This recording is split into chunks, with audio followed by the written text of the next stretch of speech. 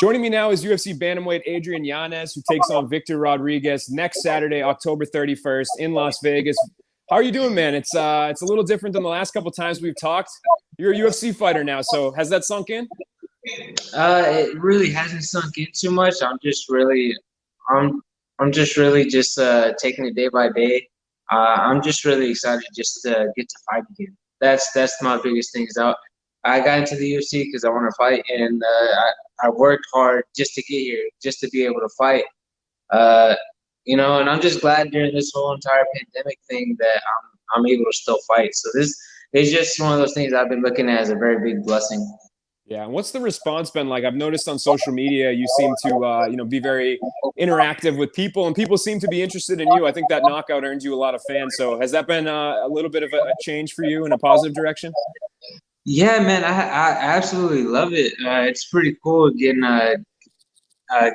to talk with people.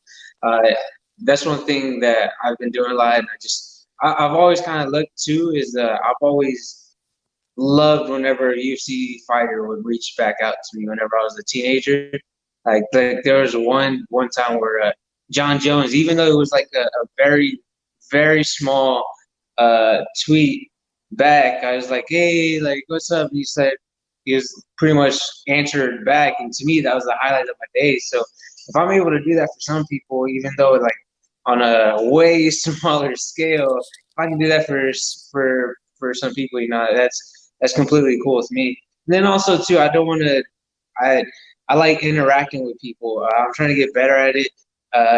The more I reach out, the more I respond to people. That's to me, that works in my favor, and I just love doing it. Yeah, absolutely, man. I think you've done a great job, and it obviously helps market you as well, get you some more fans. So, talk to me about this upcoming fight. You didn't have much time to waste. You won on Contender Series, and then I think like the next week on the episode, or maybe the week after, they announced that you'd be fighting October 31st. So, was it nice to get that quick turnaround? Was that something you were hoping to do, carry that momentum?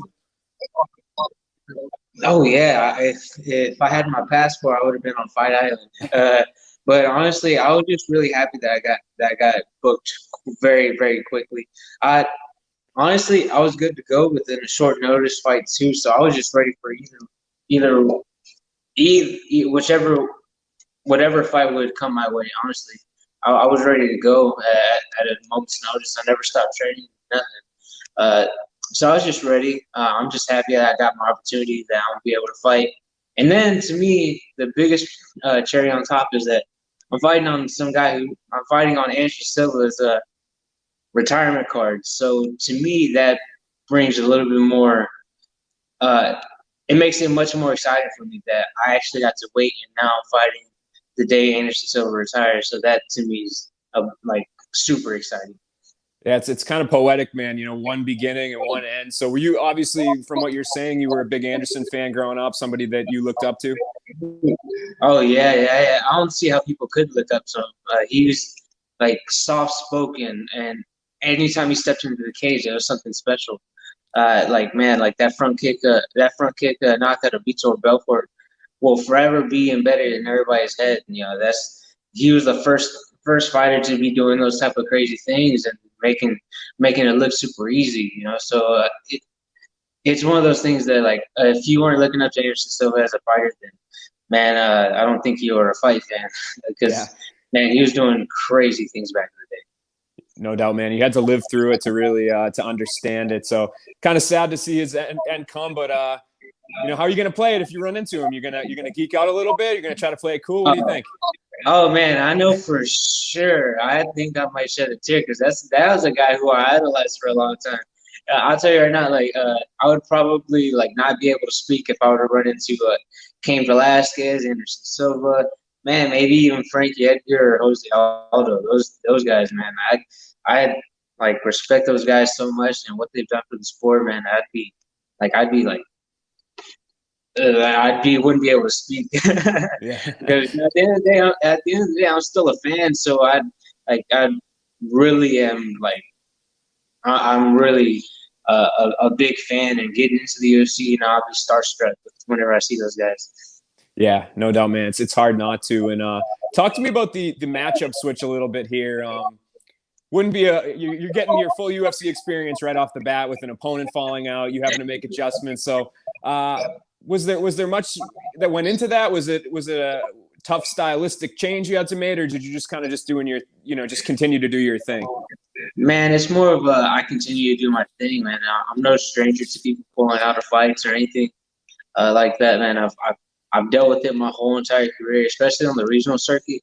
But on the regional circuit, the difference is that you don't know if they're going to find a fight for you. In the UFC, you have people itching to want to fight.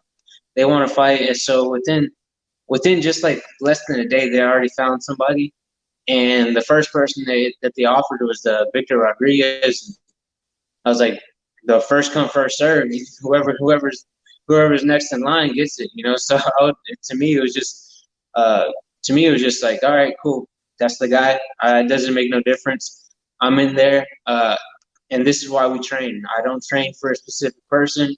I train just to hone my skills. Yeah. And there's certain knockouts that I come across on social media, and they're kind of like mandatory viewing. No matter how many times I come across them, I'm like, I guess I'll watch that one more time. I thought yours this past summer was very similar to that. And I think a lot of people felt that way. It seems like people were pretty excited by that performance. So can you, not promise, but can you, do you think that they should expect to see something similar when it comes to this fight? Okay, so that one was just a contract. That was just a knockout for to get a contract in the UFC. Man, now that I got like the chance to win $50,000, of course, yeah, you're gonna see me gunning for that $50K, not just the contract, but for $50K, man. I'm gonna be throwing a little bit more heaters his way, man. Hoping they all connect, and I walk out the cage 50K richer, So yeah, I'm definitely gonna gun for the knockout, but I'm gonna do it smart, technically. I'm not gonna go out stupid crazy and just try to throw like a spinning heel kick and throw a sloppy and then get knocked out. So I'll just go out there and just be technical, hit him with a sharp, crisp punch, and make him hit the floor.